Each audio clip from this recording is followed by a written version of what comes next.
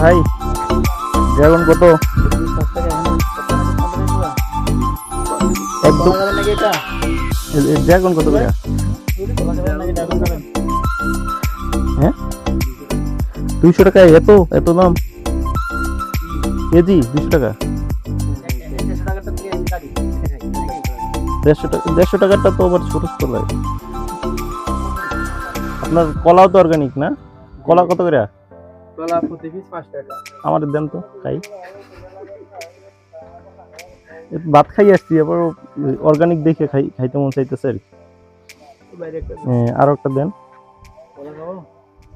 সালে ভাই উদ্যোগে নিয়ে আসছে আর কি, এজন্য কলা টলা হ্যাঁ, এই খাইতেছি। কলাটাও কিন্তু একদম ন্যাচারাল অর্গানিক কলা।